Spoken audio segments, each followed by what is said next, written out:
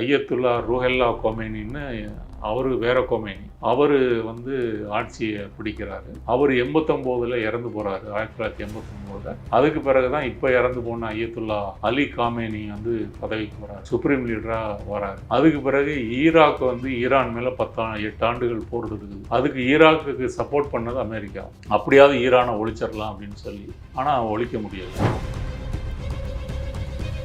அதாவது ஈரான் அணு ஆயுத தயாரிப்புல ஈடுபட அது தங்களுக்கு அச்சுறுத்தலா இருக்கு அப்படின்னு. ஆமா, ஈரான் ரொம்ப நாளா அதை மறுத்துக்கிட்டு இருக்கு. எங்க குரான்லயே நாங்க அணு ஆயுதங்கள் இது மாதிரி பேரழிவு ஆயுதங்கள் தயாரிக்கக்கூடாது அப்படின்னு இருக்கு. பேரழிவு ஆயுதம் அதுக்கு ஃபத்வாவே இருக்கு அப்படின்னு அவங்க சொல்றாங்க. அணு மின்சாரம் இது மாதிரி ஒரு சிவிலியன் பர்பஸுக்கு தான் நாங்கள் அணு உலைகளை வைத்திருக்கிறோம் அப்படின்னு ரொம்ப நாளாக சொல்கிறாங்க. இப்போ இஸ்ரேல் அமெரிக்கா 2 நாடுகளுடைய நோக்கம் என்னன்னா, ஈரான் அணு ஆயுதம் தயாரிக்கிற முயற்சியை நிறுத்தணும். 2வது, ஈரான்கிட்ட கண்டம் விட்டு கண்டம் தாவக்கூடிய பேலஸ்டிக் மிசைல்ஸ் ஏராளம் இருக்கு. 2000க்கு மேல இருக்கு. அதுல அட்வான்ஸ்டா இருக்கு ஈரான். அதை அந்த பவரை ஒழிக்கணும்.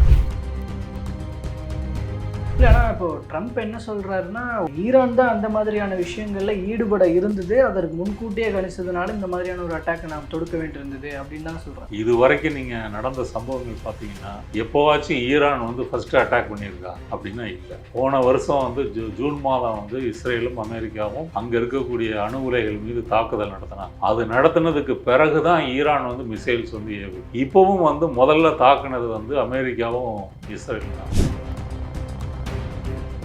2003ல் ஈராக்கை தாக்கும்போது அமெரிக்காவோ யூகேவோ என்ன சொன்னாங்க, ஈராக்கில் பேரழிவு ஆயுதங்கள் இருக்கு, வெப்பன்ஸ் ஆஃப் மாஸ் டிஸ்ட்ரக்ஷன் அது இருக்குது, அதனால தான் நாங்கள் ஈராக்கை தாக்குறோம், சதாம் ஹுசேனை பிடிக்கிறோம் அப்படின்னு சொன்னாங்க. ஆனால் கடைசி வரைக்கும் அப்படி ஒரு பேரழிவு ஆயுதங்கள் ஈராக்கில் இல்லை.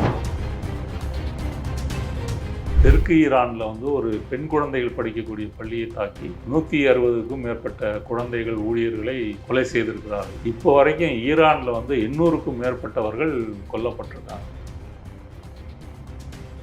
இஸ்ரேல் என்ன நினைக்குதுன்னா, ஈரானை ஒழிச்சிட்டா கல்ஃபில் நம்மளுடைய ராஜ்யம் தான், எல்லா நாடுகளும் நம்மளோட ஒப்பந்தத்துக்கு வந்துடும். ஏற்கனவே ஆப்ரஹாம் மக்காடில் அமீரகம், எகிப்து இவங்கெல்லாம் ஒப்பந்தம் போட்டிருக்காங்க. சவுதி அரேபியா ஒப்பந்தம் போட போகுதுன்ற ஒரு சூழ்நிலை இருந்தது.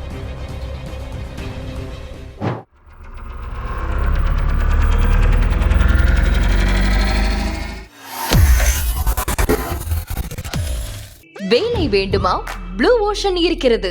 10th 12th டிப்ளமோ டிகிரி படித்தவர்களுக்கு உணவு, தங்குமிடம், இஎஸ்ஐ, பிஎஃப், இன்சூரன்ஸ் உள்ளிட்ட சலுகைகளுடன் அனுபவத்திற்கேற்ற நல்ல சம்பளம் 15,000 முதல் 30,000 வரை. பெண்களுக்கு முன்னுரிமை. 2000க்கும் மேற்பட்ட வேலை வாய்ப்புகள் உள்ளன. இப்போதே தொடர்பு கொள்ளுங்கள். Blue ocean.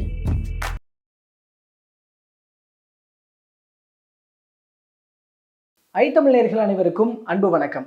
இன்றைய சிறப்பு நேர்காணலில் நம்மோடு இணைந்திருக்கிறார் அரசியல் விமர்சகர் திரு நாதன் அவர்கள். அவரிடம் தற்போது பேசுபொருளாக இருக்கிற சில முக்கியமான அரசியல் விவகாரங்கள் குறித்து பேசலாம். வணக்கம் சார். வணக்கம் சார். இப்போ உலக நாடுகளையே உற்று நோக்க வச்சிருக்கிறது ஈரானுக்கும் அமெரிக்கா மற்றும் இஸ்ரேலுக்கும் இடையிலான அந்த போர் அப்படிங்கிறது. இதில் முதலாவதாக ஈரான் மீதான குற்றச்சாட்டுகள் நிறைய விஷயங்கள், குறிப்பாக அதை அந்த அணு ஆயுதம் தயாரிப்பது அப்படிங்கிறத பேஸ் பண்ணி அமெரிக்காவும் இஸ்ரேலும் இந்த ஒரு தாக்குதலை தொடுத்திருக்கிறாங்க. இது தற்போதைய நிலைமை எப்படி இருக்கிறது அப்படின்னு நீங்கள் பார்க்குறீங்க? அண்ட் இது எதை நோக்கி போகும் அப்படின்னு நீங்கள் எதிர்பார்க்குறீங்க? ஏன்னா 2 பக்கமும் விட்டு கொடுக்குற மாதிரி தெரியல. ஸோ எப்படி பார்க்குறீங்க? ஈரான் அணு ஆயுதம் வச்சுருக்குது, அதனால தான் தாக்குறோம் அப்படின்னு அவங்க சொல்கிறதே உண்மைக்கு மாறானது. சொல்லப்போனால் இஸ்ரேல்கிட்ட அணு ஆயுதம் இருக்குது. அவங்க வெளிப்படையாக அதை சொன்னது இல்லையே தவிர இஸ்ரேல்கிட்ட நிறைய அணு ஆயுதங்கள் இருக்கு. அதாவது ஈரான் அணு ஆயுத தயாரிப்புல ஈடுபட அது தங்களுக்கு அச்சுறுத்தலா இருக்கு அப்படின்னு. ஆமா, ஈரான் ரொம்ப நாளா அதை மறுத்துக்கிட்டு இருக்கு. எங்க குரான்லயே நாங்க அணு ஆயுதங்கள் இது மாதிரி பேரழிவு ஆயுதங்கள் தயாரிக்கக்கூடாது அப்படின்னு இருக்கு. பேரழிவு ஆயுதங்கள் அதுக்கு ஃபத்வாவே இருக்கு அப்படின்னு அவங்க சொல்றாங்க. அணு மின்சாரம் இது மாதிரி ஒரு சிவிலியன் பர்பஸுக்கு தான் நாங்கள் அணு உலைகளை வைத்திருக்கிறோம் அப்படின்னு ரொம்ப நாளாக சொல்கிறாங்க. இப்போ உதாரணமாக 2015ஆம் ஆண்டு ஒபாமா காலத்தில் இவங்க பல நாடுகள், முக்கியமான நாடுகளோடு ஒப்பந்தம் போடுறாங்க, நாங்கள் அணு ஆயுதம் தயாரிக்கவில்லை அப்படின்னு சொல்லி. அதுக்கு பிறகு அமெரிக்கா ஈரான் மேலே பொருளாதார தடைகளை நீக்குகிறது. அந்த பேச்சுவார்த்தை நல்லா தான் போயிட்டு இருந்தது. சர்வதேச அணுசக்தி முகமை சார்ந்த அதிகாரிகள்லாம் ஈரானுக்கு விசிட் பண்ணி செக் பண்ணிட்டு இருந்தாங்க. இப்படி ஒரு கண்காணிப்புக்கு ஈரான் வந்து தன்னை ஒப்படைத்தது. ஆனால் அதற்கு பிறகு வந்து ட்ரம்ப் வந்து ஃபர்ஸ்ட் டேர்மில் வராரு 2018. அவர் வந்து அந்த அந்த 2015 ஒப்பந்தம் வந்து ஈரானுக்கு சாதகமானது அப்படின்னு சொல்லி ஒப்பந்தத்தை ரத்து பண்ணிட்டு விலகிடுறாரு. மீண்டும் வந்து பொருளாதார தடைகளை விதிக்கிறார். அதனால் ஈரானை வந்து இப்படி பகைத்து கொண்டது அமெரிக்கா தானே தவிர ஈரான் வந்து அதை தொடர்ந்து நாங்கள் அணு ஆயுதம் இல்லைன்னு மறுக்குது. இப்போ என்ன பிரச்சனை அப்படின்னு சொன்னால், கல்ஃபில் வந்து இஸ்ரேல் வந்து அமெரிக்காவினுடைய ஒரு அடியாள் நாடு மாதிரி இருக்குது. மற்ற வளைகுடா நாடுகள் எல்லா நாட்டிலையும் அமெரிக்காவினுடைய இராணுவ விமான கடற்படை தளங்கள் இருக்குது. அவங்கெல்லாம் அமெரிக்காவுக்கு சப்போர்ட் பண்ணுறாங்க. சில நாடுகள் இஸ்ரேலோட ஒப்பந்தம் போட்டு சுமூக உறவுக்கு வந்துட்டாங்க. இன்னும் சில நாடுகள் வரப்போகிறாங்க. இந்த கண்டிஷனில் நமக்கு எதிராளியாக இருக்கிறது ஈரான் தான். ஈரான் தான் வந்து ஹமாஸுக்கு ஆதரவு பண்ணுறாங்க, பாலஸ்தீன் போராட்டத்துக்கு உதவி பண்ணுறாங்க. அப்புறம் லெபனானில் ஹிஸ்புல்லாக்கள் அவங்களுக்கு சப்போர்ட் பண்ணுறாங்க. ஏமனில் இருக்கிற ஹூத்தீஸ் இவங்களுக்கு சப்போர்ட் பண்ணுறாங்க. அதனால் ஈரானை வந்து நம்ம ஒழித்தால் மட்டும்தான் நமக்கு இந்த அமெரிக்க செல்வாக்கு வந்து வளைகுடாவில் இருக்கும். ட்ரம்ப் வந்து போன முறை வளைகுடா வந்தபோது கிட்டத்தட்ட $4-5 ட்ரில்லியன் இன்வெஸ்ட்மெண்ட்டை வாங்கிட்டு போயிருக்காரு. அவரோட வந்து பெரிய டெக் ஜெயன்ஸ் எல்லாம் வந்தாங்க. அப்போ கத்தாராக இருக்கட்டும், சவுதி அரேபியா இருக்கட்டும், அவங்கெல்லாம் பணங்களை அள்ளி முதலீடு போடுறாங்க. அப்போ ஈரான் மட்டும் தொடர்ந்து எதிர்க்கிறது. ஈரான் ஏன் எதிர்க்குதுன்னா அதுக்கு ஒரு ஹிஸ்ட்ரி இருக்குது. 1979 ஈரானில் மன்னராட்சியை வந்து தூக்கி எறியப்பட்டு இஸ்லாமிய குடியரசு வந்து மலர்ந்தது. ஏன் மலர்ந்ததுன்னு சொன்னால், அந்த ஷா வம்ச மன்னராட்சி காலத்தில் அடக்குமுறைகள், ஒடுக்குமுறைகள் இது அதிகம் இருந்தது. அவர் அமெரிக்காவின் கைப்பாவையாக ஈரானுடைய எண்ணெய் வயல்களை அமெரிக்காவுக்கு கொடுத்துருந்தார். அதாவது இதை எதிர்த்து மக்கள் போராட்டம் வெடித்து தான் ஐயத்துல்லா ரூஹல்லா கொமேனின்னு, அவர் வேற கொமேனி, அவர் வந்து ஆட்சியை பிடிக்கிறாரு. அவர் 89 இறந்து போகிறாரு, 1989. அதுக்கு பிறகு தான் இப்போ இறந்து போன ஐயத்துல்லா அலி காமேனி வந்து பதவிக்கு வராரு, சுப்ரீம் லீடராக வராரு. அதுக்கு பிறகு ஈராக் வந்து ஈரான் மேலே 8 ஆண்டுகள் போர் தொடுக்குது. அதுக்கு ஈராக்குக்கு சப்போர்ட் பண்ணது அமெரிக்கா. அப்படியாவது ஈரானை ஒழிச்சிடலாம் அப்படின்னு சொல்லி, ஆனால் ஒழிக்க முடியலை. இப்படி தொடர்ந்து வந்து அதன் பிறகு எல்லா நாடுகளும் பொருளாதார தடை விதிக்கிறாங்க. ஈரானுடைய எண்ணெய் வந்து வெளிநாடுகளுக்கு ஏற்றுமதி செய்ய முடியாது. சைனா மட்டும்தான் ஒரு மேஜர் பையராக வாங்குகிறாங்க. இப்படி அந்த நாடை வந்து வாட்டி வதைக்கிறாங்க. அதன் பொருட்டு தான் வந்து இப்போ டிசம்பர் மாதம் வந்து கலவரம் நடந்தது. பணவீக்கம், பொருளாதார பிரச்சனைகள், விலைவாசி உயர்வு, அந்த ஈரானுடைய ரியால் வந்து வீழ்ச்சி அடைந்து விட்டது. இதை எடுத்து மக்கள் போராடுறாங்க. மக்கள் பொறுத்த வரைக்கும் அந்த பொருளாதார தடையில் டயர்டாயிட்டாங்க. நீங்கள் ஒரு கேன்சருக்கான மருந்துகள் வந்து அங்கே கிடையாது. ஒரு தொழிற்சாலைக்கு தேவையான உபபொருட்கள் வந்து இறக்குமதி செய்ய முடியாது. அதே போல் வந்து விமானங்களுக்கு தேவையான பாகங்களை இறக்குமதி செய்ய முடியாது. இதற்கு முன்னாடி இருந்த அதிபர் வந்து ஹெலிகாப்டர் விபத்தில் இறந்து போனது காரணமே அது ஒரு பழைய ஹெலிகாப்டர். இப்படி எல்லா வகையிலும் ஈரான் வந்து பாதிக்கப்பட்டிருந்தது. ஆனால் அதே சமயம் மக்கள் மத்தியில் உள்ளூர் ஆட்சி மேலே ஒரு அதிருப்தி இருந்தாலும் இந்த மாதிரி தடைக்கு காரணம் அமெரிக்கா தான் அப்படின்னு சொல்லி அமெரிக்கா மேலேயும் அவங்களுக்கு வந்து ஒரு வெறுப்பு இருக்குது. இப்போ இஸ்ரேல், அமெரிக்கா 2 நாடுகளுடைய நோக்கம் என்னன்னா, ஈரான் வந்து அணு ஆயுதம் தயாரிக்கிற முயற்சியை வந்து நிறுத்தணும். 2வது, ஈரான்கிட்ட வந்து கண்டம் விட்டு கண்டம் தாவக்கூடிய பேலஸ்டிக் மிசைல்ஸ் வந்து ஏராளம் இருக்குது. 2000க்கு மேலே இருக்குது. அதை வந்து அதில் வந்து அட்வான்ஸ்டாக இருக்குது ஈரான். அதை வந்து அந்த பவரை வந்து ஒழிக்கணும். 3வது, ஹமாஸு, ஹிஸ்புல்லா, ஹூத்தீஸ் இந்த 3 இயக்கங்களுக்கும் சப்போர்ட் பண்ணுறாங்க. அந்த சப்போர்ட்டை வந்து கட் பண்ணணுன்னா ஈரானை வந்து ஒழிக்கணும். இதுதான் 3 டிமாண்டு. இந்த 3 டிமாண்டை வைத்துக்கொண்டு போர் ஆரம்பிக்கிறதுக்கு முன்னாடி ஓமன் நாட்டினுடைய இனிஷியேட்டிவில் பேச்சுவார்த்தை நடக்குது அமெரிக்காவுக்கும் ஈரானுக்கும். அப்போ ஈரான் என்ன சொல்லுச்சுன்னா, அணுசக்தியை நாங்கள் வந்து தயாரிக்கலை, அதை பற்றி நம்ம வந்து பேசலாம். மற்ற 2 கோரிக்கைகள் வந்து எங்களுடைய இறையாண்மை சம்மந்தப்பட்டது. எங்கள் நாட்டை தற்காத்து கொள்வதற்கு எங்களுக்கு உரிமை இருக்குது, அதை விட்டு தர மாட்டோம் அப்படின்னு பேசினாங்க. அப்போ வந்து அமெரிக்கா வந்து பேச்சுவார்த்தை நல்லா தான் போயிட்டுருக்கு அப்படின்னு சொல்லுது. ஓமன் ஃபாரின் மினிஸ்டரே அதான் சொல்கிறாரு, பாசிட்டிவான ரிசல்ட் வந்திருக்கு அப்படின்னு சொல்லி.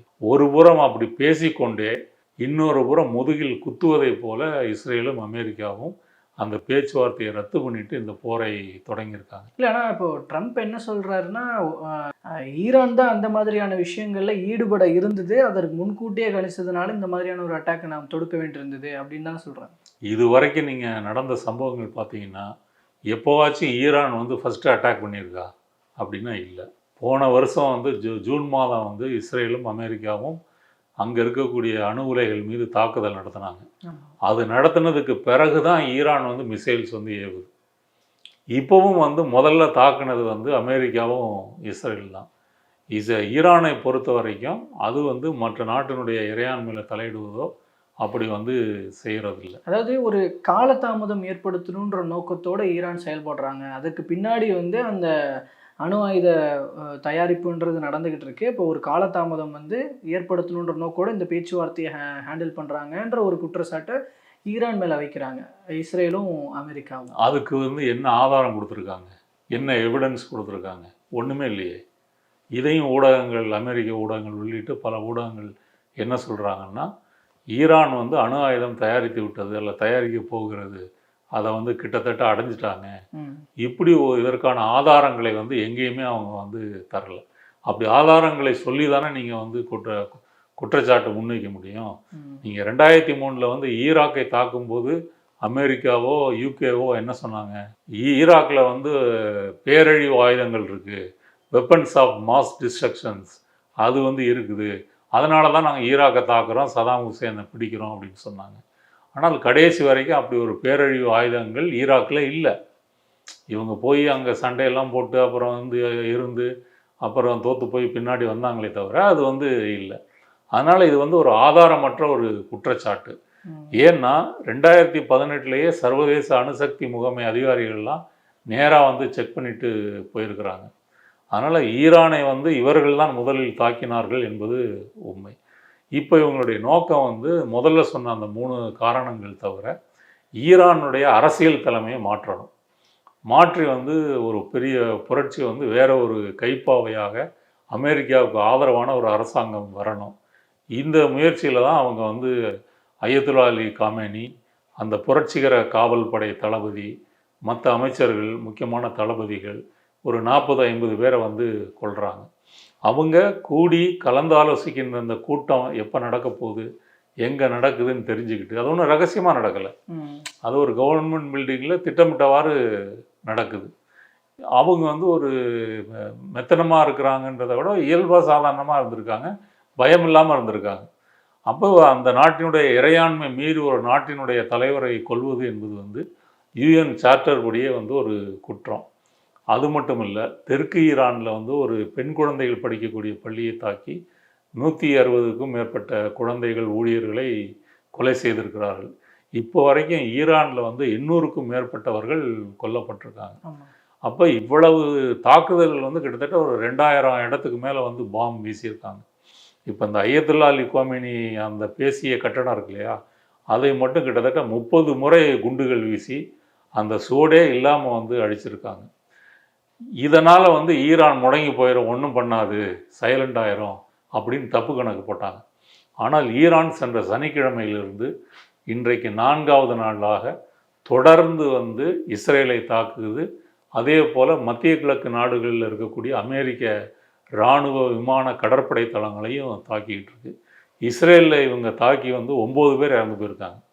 இவ்வளோத்துக்கும் இஸ்ரேலில் வந்து பேட்ரியாட்டிக் மிசைல் இருக்குது, அயன்டோம் ஏர் டிஃபென்ஸ் சிஸ்டம் இருக்குது, அதையும் மீறி ஏவுகணைகள் உள்ளே தாக்கி 9 இஸ்ரேலியர்கள் கொல்லப்பட்டிருக்காங்க. இந்த பக்கம் எடுத்தீங்க அப்படின்னு சொன்னால் குவைத்து, அமீரகம், சவுதி அரேபியா, பஹ்ரைன், கத்தாரு, இந்த நாடுகளில் இருக்கக்கூடிய அமெரிக்க இராணுவ தளங்களை தாக்கியிருக்கிறாங்க. குவைத்தில் மட்டும் 6 அமெரிக்க வீரர்கள் கொல்லப்பட்டிருக்காங்க. அப்போ இவர்கள் நினைத்தது போல் வந்து ஈரான் வந்து சும்மா இருக்கலை, ஒரு அமைதியாக முடங்கி போயிடல. இப்போ இவங்க இந்த 2 பேருக்கு நடுவில் நடக்கிற மோதல்ல இந்த மத்திய கிழக்கு நாடுகளோட நிலைமை எப்படி இருக்குன்னு நினைக்கிறீங்க? மத்திய கிழக்கு நாடுகள் இதை எதிர்பார்க்கல. துபாய் வந்து ஒரு உல்லாசபுரிகளின் சொர்க்கம், ஒரு வரி குறைவான நாடு, நிறைய பணக்காரர்கள், நடிகர்கள், முதலாளிகள் அங்கே வீடு வாங்கி அங்கே குடியிருக்கிறது, ஒரு டூரிஸ்ட் பிளேஸு, ஒரு ஃபினான்சியல் சென்டரு.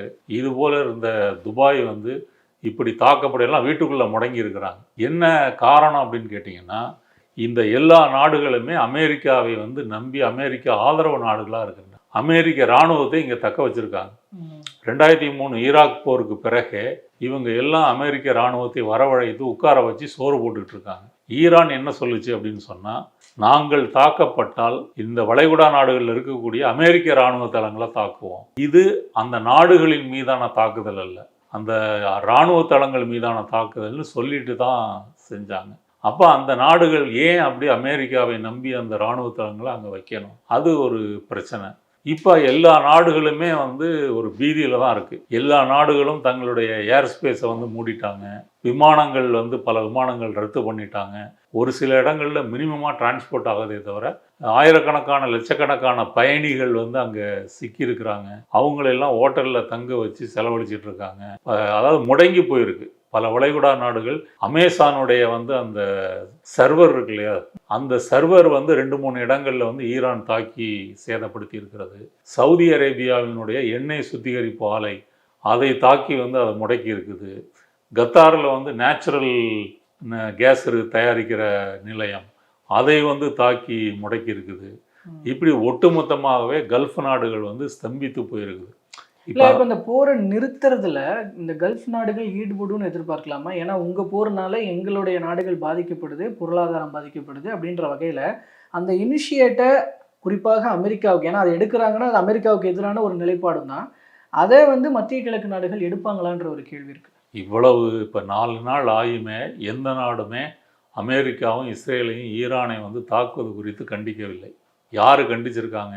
ரஷ்யா, சைனா, வடகொரியா, கியூபா, இந்த மாதிரி சில நாடுகள், இந்தோனேசியா, மலேசியா, பாகிஸ்தான், இப்படி வந்து சில நாடுகள் தான் கண்டித்திருக்குதே தவிர ஐரோப்பிய நாடுகள்லாம் பொதுவாக சப்போர்ட் பண்ணியிருக்காங்க. தென் அமெரிக்காவில் சில நாடுகள் கண்டிச்சிருக்காங்க. வளைகுடா நாடுகள் எதுவும் வந்து அவனும் ஒரு முஸ்லீம் நாடு தான், நம்மளும் முஸ்லீம் நாடு தான், ஒரு சக முஸ்லீமுக்கு இப்படி ஒரு துயரம் ஏற்படுகிறதே அப்படின்ற ஒரு எண்ணத்தில் கூட அவர்கள் வந்து அதை செய்யலை. ஏன் அப்படின்னு சொன்னால், இவர்கள் வந்து சன்னி பிரிவு சேர்ந்த முஸ்லீம்கள் வாழக்கூடிய நாடு. யார்? இந்த சவுதி அரேபியா, கத்தார், அமீரகம், வளைகுடா நாடுகள் எல்லாமே. ஈரான் மட்டும்தான் ஷியா பிரிவு முஸ்லீம்கள் வாழக்கூடிய நாடு. அப்போ இந்த ஷியா சன்னின்ற வேறுபாடு இருக்குது.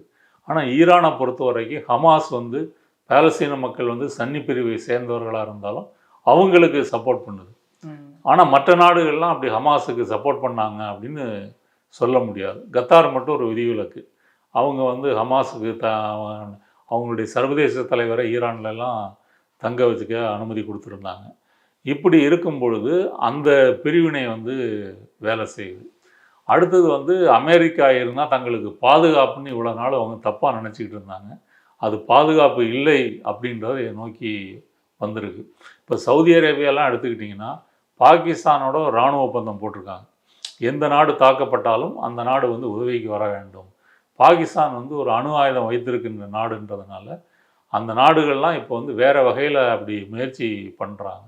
ஆனால் அமெரிக்கா என்ன நினைக்குதுன்னா, மத்திய கிழக்கு நாடுகள் நம்ம கண்ட்ரோலில் இருக்கணும், அதுக்கு இஸ்ரேலை வந்து ஒரு அசுரபலத்தோடு வச்சுருக்கணும், மத்திய கிழக்கினுடைய எண்ணெய் வளம் தன்னுடைய கட்டுப்பாட்டில் இருக்கணும்.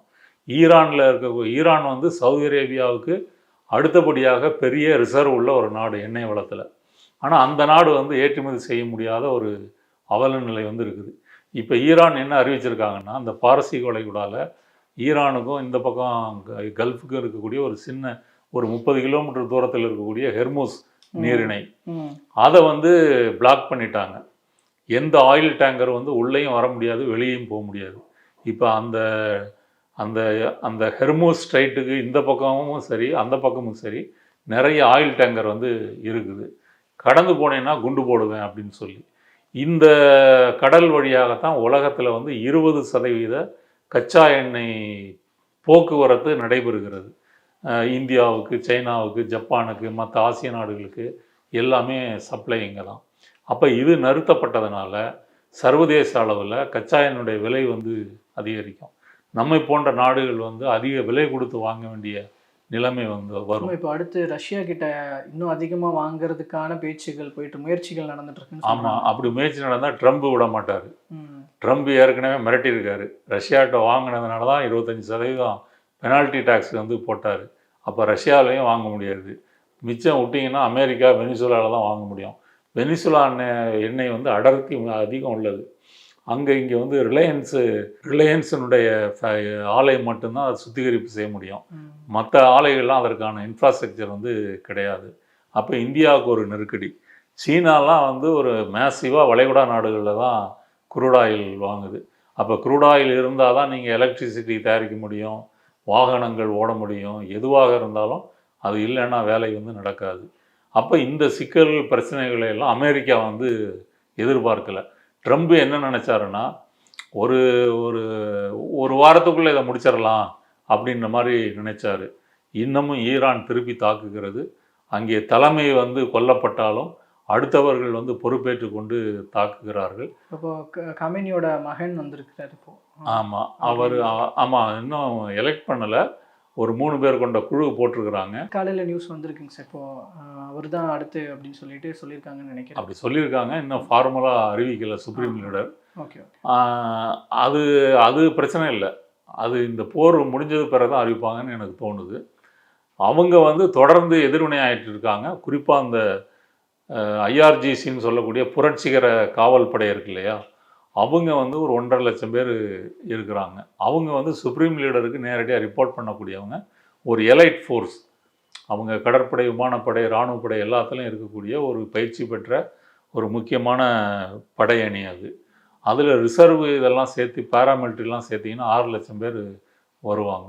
அவங்க விசுவாசமாக தங்கள் உயிர் போனாலும் பரவாயில்லன்ற முறையில் சண்டை போட்டுக்கிட்டு இருக்காங்க. அவங்க தான் இப்போ இந்த ஏவுகணைகள்லாம் ஏவிக்கிட்டு இருக்கிறது. அதனால் இஸ்ரேல் வந்து என்ன நினைக்குதுன்னா, ஈரானை ஒழிச்சிட்டா கல்ஃபில் நம்மளுடைய ராஜ்யம்தான், எல்லா நாடுகளும் நம்மளோட ஒப்பந்தத்துக்கு வந்துடும். ஏற்கனவே ஆப்ரஹாம் மக்காடில் அமீரகம், எகிப்து இவங்கெல்லாம் ஒப்பந்தம் போட்டிருக்கிறாங்க. சவுதி அரேபியா ஒப்பந்தம் போட போகுதுன்ற ஒரு சூழ்நிலை வந்து இருந்தது. இப்போ அதெல்லாம் வந்து தவிடு பொடியாகி இருக்குது. அவர் ட்ரம்பை பொறுத்த வரைக்கும் உள்நாட்டில் நிறைய பிரச்சனை இருக்குது. விலைவாசி உயர்வு, பணவீக்கம், வேலையில்லா திண்டாட்டம், இவர் விதித்த டாரிஃப்னால் வந்து பொருளுடைய விலை வந்து அதிகமாக இருக்குது, இறக்குமதி குறைஞ்சிருக்கு. அதே போல் அமெரிக்காவில் வந்து ஏற்றுமதி வந்து அதிகரிக்கலை. அப்புறம் எப்ஸ்டீன் ஃபைல்ஸு. அப்புறம் இவர் இன்னொரு டயலாக் விட்டார், நான் வந்து அமெரிக்கா எந்த போர்லையும் ஈடுபடுத்த மாட்டேன், போருன்றது நமக்கு செலவு, நம்ம பிஸ்னஸ் மட்டும்தான் பண்ணணும், இப்படிலாம் சவுடால் அடித்தார். ஆனால் இப்போ அவரே வந்து ஒரு போரில் மாட்டிக்கிட்டு இருக்காரு. இஸ்ரேலினுடைய ஒரு இழுப்புக்கு அமெரிக்கா அன்னைக்கு போய் சிக்கியிருக்குது. இப்போ வல்லுநர்கள் என்ன சொல்கிறாங்க அப்படின்னு சொன்னால், அமெரிக்காட்ட இருக்கக்கூடிய இந்த வான் பாதுகாப்பு அமைப்பு இருக்கு இல்லையா, அது காலியாயிடுச்சுன்னு சொன்னால் இவங்க ஈரானுடைய மிசைல்ஸை வந்து தடுக்கவே முடியாது. அப்போ அந்த அளவுக்கு நீங்கள் அமெரிக்காவில் வந்து பகலாக உற்பத்தி பண்ணி கப்பலில் எடுத்து கொண்டு போய் கல்ஃபில் இருக்கக்கூடிய ஒரு 17 இராணுவ தளங்களில் நிறுத்தி வச்சு இதெல்லாம் வந்து நடைமுறைக்கு சிரமம். இப்போ நம்ம பேசிகிட்டு இருக்கிற இந்த நேரத்தில் வந்து ட்ரம்ப் வந்து அந்த அந்த ஏர் டிஃபென்ஸ் சிஸ்டம் தயாரிக்கக்கூடிய முதலாளிகளை சந்திச்சுக்கிட்டு இருக்காரு. சந்தித்து பேசிகிட்டு இருக்கிற ப்ரொடக்ஷனை இன்க்ரீஸ் பண்ணுங்க. அப்போ இதெல்லாம் வந்து பிரச்சனையாகும். உக்ரைனுக்கும் இவங்க தான் சப்ளை பண்ணுறது. இப்போ உக்ரைனை வந்து இவங்க இதில் விட்டுட்டாங்க, உனக்கு கிடையாது அப்படின்ற மாதிரி. இப்போ உக்ரைன் வந்து கஷ்டப்படுது. இப்போ ரஷ்யா அடித்தா உக்ரைன்கிட்ட தடுக்கிறதுக்கு வந்து ஏவுகணை, அந்த ஏர் டிஃபென்ஸ் சிஸ்டம் வந்து குறைவாக இருக்குது. அதே போல் இஸ்ரேலுக்கும் வந்து அமெரிக்கா தான் சப்ளை பண்ணுது. அப்போ இதெல்லாம் நெருக்கி பார்த்தீங்கன்னா இது வந்து ரொம்ப நாட்கள் இந்த போர் வந்து நீடிக்க முடியாது. ஓரளவு குண்டை போட்டுட்டு நாங்கள் ஜெயிச்சிட்டோம் அப்படின்னு சொல்லிட்டு வருவதற்கு தான் இருக்குதே தவிர, மற்றபடி ட்ரம்ப் என்ன சொல்கிறான்னா, இது முதல்ல 4 வாரம் நடக்கும்னு சொன்னேன், அப்படி இல்லை, அதையும் தாண்டி இது வந்து நடக்கும் அப்படின்னு சொன்னார். அப்படி நடப்பதற்கான வாய்ப்பு வந்து ரொம்ப குறைவு. அப்படி சொன்னதுக்கப்புறம் ஈரானும் கூட எத்தனை நாள் நடந்தாலும் ஃபேஸ் பண்ண நாங்கள் தயாருன்றாங்க. ஆக்சுவலாக அமெரிக்கா அதை எதிர்பார்த்துருக்காதுல்ல. ஆமாம், அமெரிக்கா வந்து எதிர்பார்க்கல ஈரான் இப்படி அடிக்கும் அப்படின்னு எதிர்பார்க்கல. அவங்க சரண்டர் ஆவாங்க, திரும்ப பேச்சுவார்த்தைக்கு வருவாங்க, நம்ம வைக்கிற கண்டிஷன்லாம் ஏற்றுக்குவாங்க அப்படின்னு எதிர்பார்த்தாங்க. அது வந்து நடக்கலை. ஏன்னா அந்த நாடே வந்து 30-40 வருஷமாக ஒரு ஆன்டி அமெரிக்கன் கொள்கையிலையும் சரி, அந்த சுப்ரீம் லீடர் அந்த ஷியா பிரிவு அதிலெல்லாம் வந்து இந்த மாதிரி ஒருத்தர் இறந்து போனால் அது வந்து ஒரு தியாகம்னு அவங்க கலாச்சாரத்தில் வந்து நினைக்கிறாங்க. அதனால் அரசின் மேலே இருந்த அதிருப்தி எல்லாமே இப்போ அயத்துல்லா அலி காமேனியை கொன்ன பிறகு அவர் மேல் உள்ள அபிமானம் கூடிருச்சு. தெஹ்ரான்லேயே வந்து லட்சக்கணக்கான மக்கள் அவருடைய பதாகை ஏந்தி வந்து குழுமி அஞ்சலி செலுத்தினதெல்லாம் பார்த்தோம். அதனால் அமெரிக்கா நினைத்தது போல் ஆட்சி மாற்றம் என்பது அங்கே வந்து நடக்கலை. மக்கள் வந்து அது உறுதியாக அரசு பக்கம் இருக்கிறாங்க. இதுதான் அங்கே உள்ள நிலைமை. அடுத்தது இஸ்ரேல் என்ன பண்ணுதுன்னா, லெபனானில் வந்து ஹிஸ்புல்லா வந்து வடக்கு இஸ்ரேலை வந்து தாக்க ஆரம்பிச்சிருக்கு. அதற்காக அங்கே போய் இவங்க குண்டு போட்டு ஒரு 30-40 பேரை கொண்டிருக்கிறாங்க. கொன்று இப்போ வந்து தெற்கு லெபனானில் வந்து இஸ்ரேலிய படைகளே நுழைஞ்சிருக்கு. ஹிஸ்புல்லாவை எப்படியாவது முடிக்கணும். அப்போ ஒரே நேரத்தில் வந்து நீங்கள் 2 போர் முனைகள் சந்திக்கிறீங்க. அமெரிக்காவுக்கு வந்து கல்ஃபு ஃபுல்லாக போர் முனை ஆயிடுச்சு. இப்போ மற்ற நாடுகள்லாம் அமெரிக்காட்ட வந்து என்ன அவங்க ஏர் டிஃபென்ஸ் சிஸ்டம் வேலை செய்யலை, எங்களுடைய ரிஃபைனரிஸ் வந்து தாக்கப்பட்டிருக்குது, அதுபோக அமெரிக்கன் எம்பசியும் தாக்கப்பட்டிருக்குது. இப்போ தூதரக நடவடிக்கைகள்லாம் முடக்கி வச்சுருக்காங்க.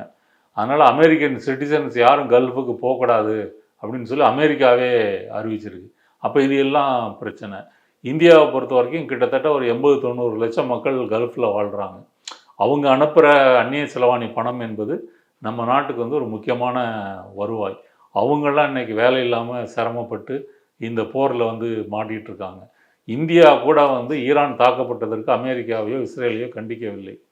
மாறாக ஈரான் வந்து இந்த இராணுவ தளங்களை தாக்கியிருக்கு இல்லையா, அதுக்கு ஃபோனை போட்டு மோடி வந்து வளைகுடா நாடுகள்கிட்ட பேசுகிறாரு. நாங்கள் உங்களோட நிற்கிறோம், உங்கள் நாடு உங்கள் இது தாக்கப்பட்டதற்கு எனது கண்டனங்கள், ஒரு நாட்டினுடைய இறையாண்மை மீறக்கூடாது. அப்போ ஈரானுடைய இறையாண்மை மட்டும் அமெரிக்கா மீறலாமா? அப்போ அமெரிக்காவுக்கு ஆதரவாக அடிபணிந்து போகின்ற ஒரு அரசாக மோடி அரசு இருக்கிறத பார்க்குறோம். இப்படி இந்த போரினுடைய விளைவு வந்து பல பரிமாணங்கள் இருக்குது.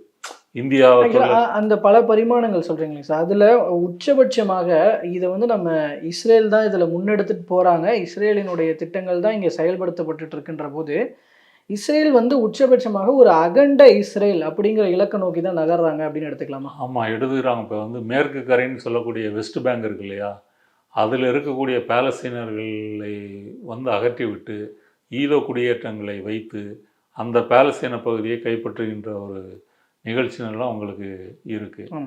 அதே போல் வந்து லெபனான், சிரியா எல்லாத்துலேயுமே இப்போ வந்து இவன் இஸ்ரேலுக்கு பயப்படக்கூடிய அரசு, இஸ்ரேலுக்கு பயப்படாத நாடுகளே எதுவும் இல்லை. அப்போ அதையெல்லாம் கொஞ்சம் கொஞ்சம் சேர்க்கறது அப்படின்றது அவங்களுடைய இலக்கு இருக்குது.